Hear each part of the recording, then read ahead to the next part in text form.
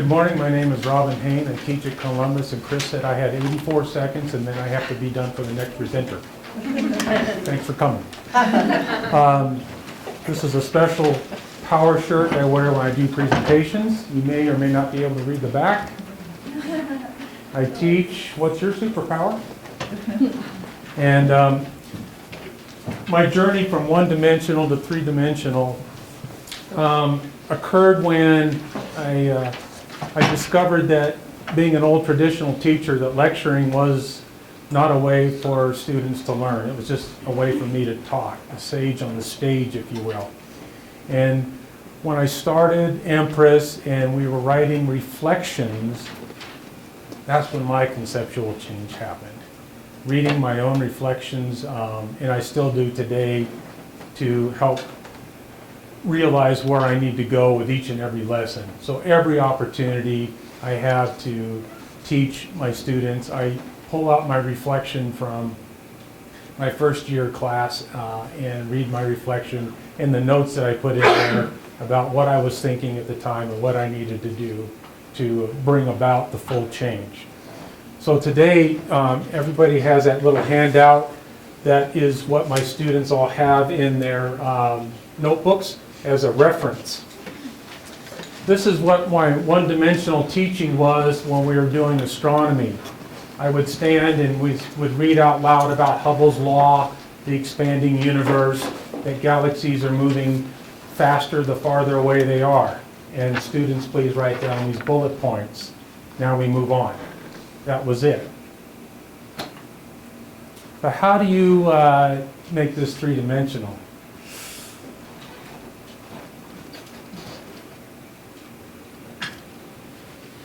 You pretend that there's a video here.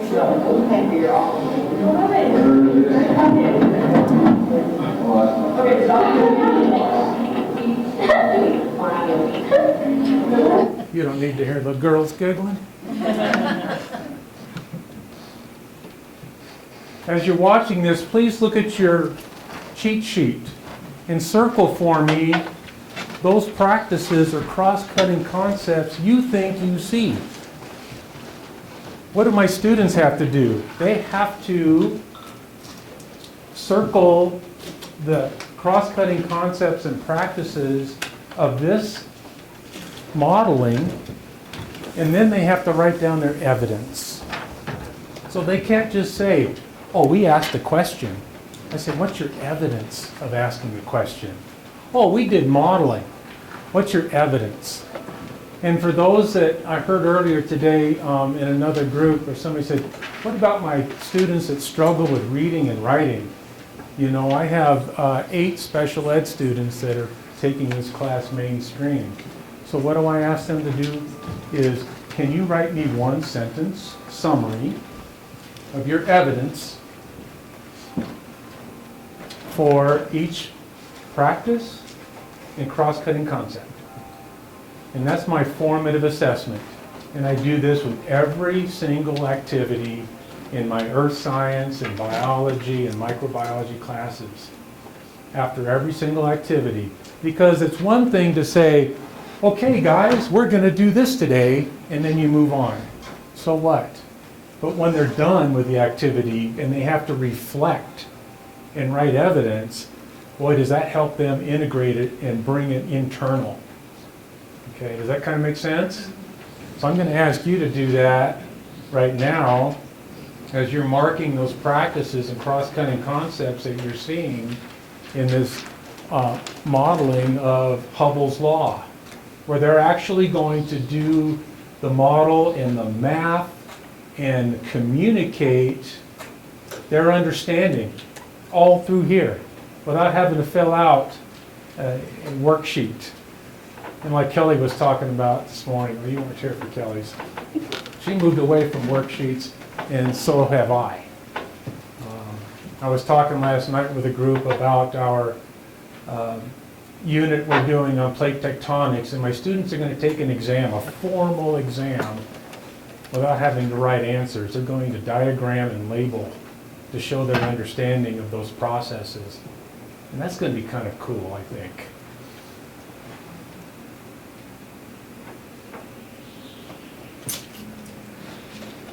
here's the protocol that the students were following, if anybody would like to look at it. And the protocol is not followed exactly by each group. Students kind of did their own variation of it. And I have more if somebody wants one later. I didn't bring a ton of them.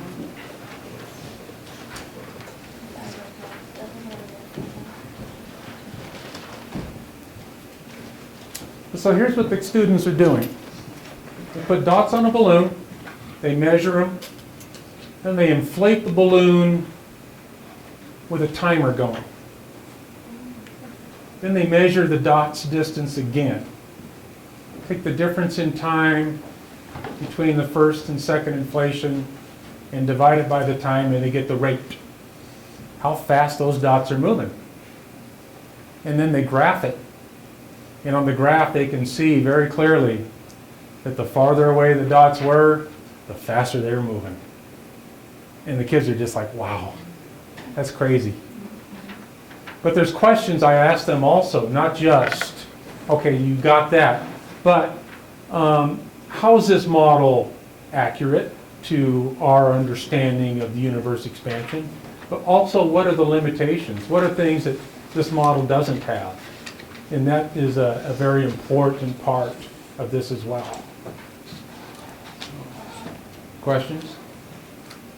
As you teach your science, do you find yourself using models a lot because so many things are on such a big scale? Or, I don't know, I'm just, your science I teach, but it's not one of my strong suits, so I'm curious what other practices you use as well to show these like big things, like you can't go into space with them. So do you plan on investigation and that sort of thing? Yeah, that's always a challenge with those concepts, especially in neuroscience. Yeah, we can't really go visit a volcano or, go look at the San Andreas Fault and watch it in action. But, a lot of activities that I have, I would be glad to share with you. Yeah. Anybody else? Okay. Did you want to, well, we don't have time to go over this stuff, so, right? Right, boss? What do you mean? I was going to go over these practices and their evidence. Do it. Yeah, you sure? Yeah, do it. Oh, shoot. Okay.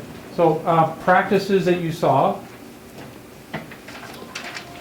Developing movie models. Developing a model, thank you. Mathematical and computational thinking. Math and computational thinking, excellent.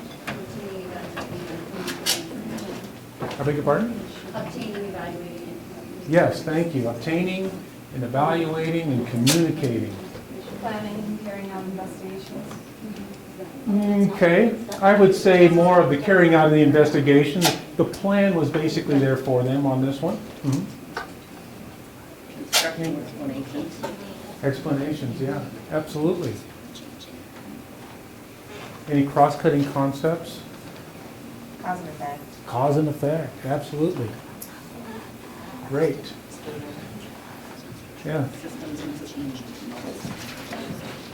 So, this huge hard thing that we're trying to learn to do, not so much, is it?